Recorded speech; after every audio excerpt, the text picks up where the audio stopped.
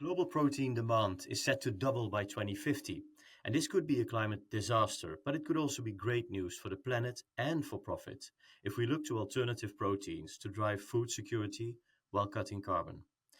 While we are witnessing alternative proteins capture billions in investment and capture headlines, the path to mass adoption is still riddled with scientific, regulatory, and consumer hurdles.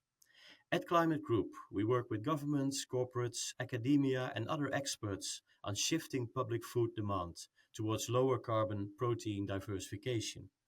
Governments, for instance, can and should procure the food for their schools, their hospitals, and prisons in a healthier, lower carbon way. And companies can help them achieve that. When we talk about protein diversification, we mean a focus on plant forward, so less animal proteins and more plant based proteins. This could be pulses, cereals, and soya products, as well as blended products and meat and dairy alternatives. In the run up to Climate Week NYC, where there are dozens of sessions on food and agriculture, we talk with several experts on this topic. And today we discuss protein diversification with Jasmijn de Boo, CEO of ProVeg International. First of all, can you tell us what ProVeg is and does? Yes, thank you so much for having me. ProVeg is a global food awareness organization with a mission to replace 50% of animal products with plant-based and cultivated alternatives by 2040.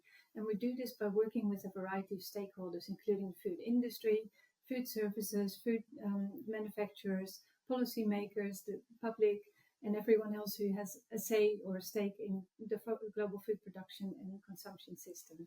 In ProVeg's opinion, or in your opinion, how can sustainable food procurement drive positive environmental change, and how can it support healthier, planet-friendly diets? Well, plant-based food procurement dramatically cuts emissions from food by up to 50%, as we've seen in our UK school plates program. And what we eat matters far more than food miles. So eating plants directly rather than via an animal boosts efficiency too, as animal agriculture uses a staggering 80% of global farmland for only 37% of our protein. And we can supercharge health too, because more plants mean diverse nutrients, less saturated fats, and crucial fiber, slashing the risks for heart disease, stroke, diabetes, and some cancers. And did you know that only 5% of US adults and kids eat enough fiber? So it's good for planet, people, and profit. What do governments need to do to achieve sustainable food procurement? Does it need, for instance, policy change? Does it need a change in communications or messaging or other? Yes, governments play a crucial role in this. We know that demand is not the whole answer, and we need to create food environments that are conducive for people to choose healthy and sustainable options. And the government needs to help in a variety of ways, including investment in alternative proteins and innovation, so that we have this landscape of all these different solutions, but also in supporting environmental policies and nutrition policies that make the healthy and sustainable choice the default or the easy option. And we can do that through public procurement, for example, in schools, hospitals, prisons, public spaces, but also working with industry to set targets, hold them to account, and we can then get a holistic food system that actually drives the whole protein transition from farm to fork, but via policy and retail, food industry. All the different stakeholders are important in this conversation. And I think the government also needs to be honest about this conversation, have messages that are consistent and not contradictory, where they say, oh, eat more plants, but also have subsidies for animal products, for example. That doesn't make sense. We need to have logical policy making across the board and not just one department's responsibility.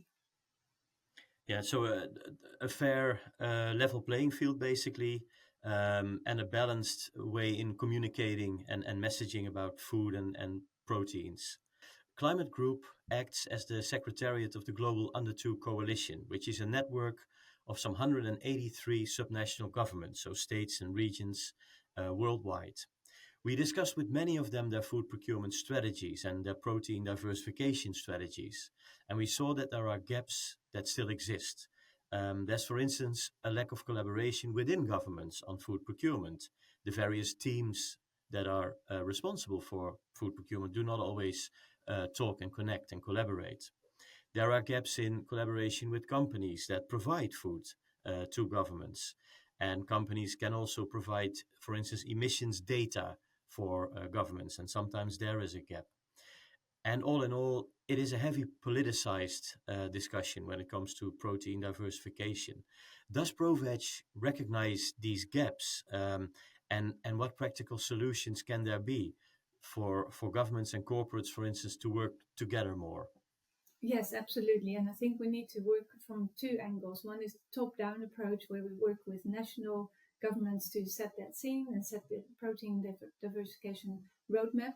As we've seen, for example, in Denmark, there's been a really great plan to look at all the different aspects of production, and civil society and retailers and farmers, and everyone was on board. I think we need to replicate that in as many countries as possible.